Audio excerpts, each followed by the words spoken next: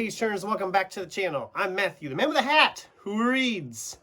And today we're looking back at the month that was. This is my November wrap-up. November was a month. It was a month. My reading has dipped a little bit from previous months a little bit. We had 10 books we read this month, which was tied with last year at the same time, bringing our grand total to 117 for the year, down 12 from last year, but we're okay. Our goal was 120 books. We are easily going to hit that goal here in December. A lot of these books did not work for me. I'm going to just preface this whole video by saying that I had a rough month, especially in the middle of the month. The beginning, it started okay, and then the end, it was okay, but in the middle, let's just dive into it. Okay, 10 books, here we go. We started the month with an October carryover. We finished this on the 1st. This is Craig DeLuise, How to Make a Horror Movie and Survive. Craig DeLuise is 2 for 2 for me now. I loved this so much.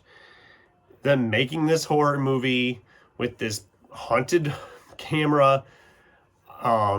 It's bloody, it's violent, it's funny in a weird way. I'm thinking this would make a great like horror movie in like the same vein as like your other horror comedy type deals.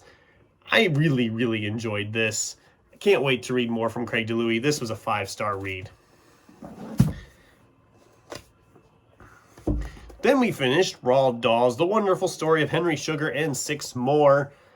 I recently watched the short story Roald Dahl movies they made on Netflix. Actually, it's been like over a year ago. But I wanted to read the stories they were based on. Although only 2 of the stories in here were actually adapted into shorts for that thing on Netflix. The Swan and, of course, Henry Sugar. But the other stories were all good as well. There's also one, it's more like a memoir type story about how he became a writer, which was very fascinating if you're a writer yourself or a fan of them kind of stories. This was a great collection. I recommend it. It was a 4-star read for me. Namely because a couple of the stories didn't quite click with me. Then it all went downhill from there.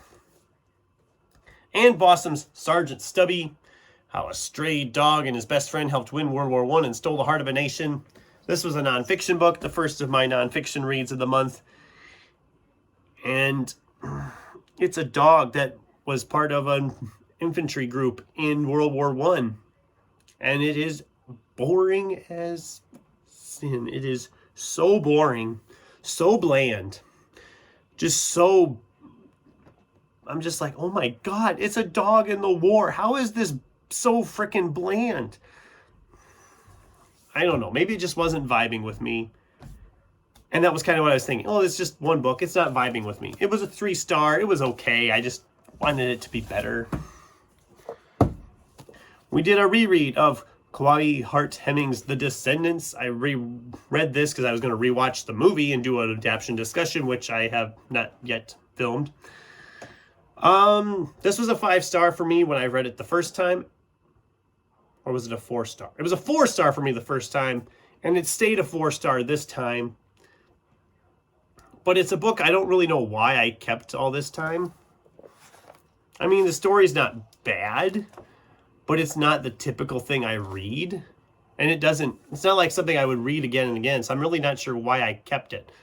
Having reread it, it was still good, but I don't see myself reading it. And since I last read it like probably 12 years ago, I don't need it sitting here for another 12 years before I decide to pick it up again. So it's going. But it was worth reading if you haven't read it yet. Vampire Weekend by Mike Chen. Mike Chen is an author. I love the stuff he writes because I love the concepts. I love the ideas. I love all that. But then when I read them, I'm always just kind of let down, if that makes any sense. It just feels like the execution doesn't work for me. And I don't know why, because I know there's a lot of people love his stuff. There's people I follow that love Mike Chen. And I want to like him. I really do, but seems like every one I've picked up I have such high hopes for, and then I read it and I'm just like, it was okay. And that's the way I felt about this one. It was okay. It was a 3-star for me. I wanted to like it more than I did. I actually started this one in October as well, so that's how long it took. I read all these other books before I got back to finishing this one. That's not a good sign when I'm picking up everything else and not finishing the book I started in October. We have problems. We have problems. There Was Nothing You Could Do, Bruce Springsteen's Born in the USA and the End of the Heartland. This one was interesting. I thought it would be more about the making of the album, and it really wasn't. We kind of glossed over that and instead just talked about how Bruce's career post Born in the USA was just kind of a strange, weird thing. But I wanted more about Born in the USA. It was interesting, but I don't need to read it again. It was a 3-star for me. I wanted to like it more than I did. But it only got worse from there, guys. Because then we finished Michael Z. Williamson's That Was Now, This Is Then. This is the sequel to A Long Time Until Now, which I read back in April. And if you remember when I talked about that book, that was a 4-star read. And I said it was too long. It was 900 and some pages. It was too long. This one is only 711 pages, the sequel.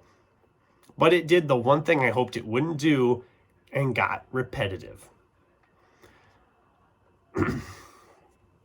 We're displacing people in time. It's a fascinating idea. It's a great concept. But why the heck didn't we drop them in a different time era? This is the sequel, but we drop them right back in that Neolithic era, a little farther down the road, so they're a little bit more along with like evolution and stuff, or whatever you want to call it. But I'm like, why didn't we put them in like ancient Egypt? Why didn't we put them in like the Vikings or medieval times or something like that? Why is it the same era? That's just, it was interesting up to a point in the first one before it started to get boring because it was so long and tedious. And this one, we put them right back in the same freaking place. Practically the same time. And it was a letdown for me. I'm assuming there's another one on the way because of how this one ended. And it takes like 4 years, it seems like, between books in this series so we're technically due for a new one any day now. Technically, we should have got it this year, but we didn't. I'm not continuing on. This was 3 stars for me because I did still like some of it. I liked seeing some of the old characters back, but it didn't do enough different stuff. It could have done some new things, and it didn't do it. And that made me sad, and it made me want to drop it sooner. This next one's going to hurt because I was very, very excited to pick up Kira Jane Buxton's Hollow Kingdom. I heard rave things from booktubers on this one. I was so excited to get this. When I found this, I was jumping for joy practically because I was like, finally, I have my hands on this. I've heard so many good things. I can't wait to read it. I made sure to squeeze it in by the end of the year.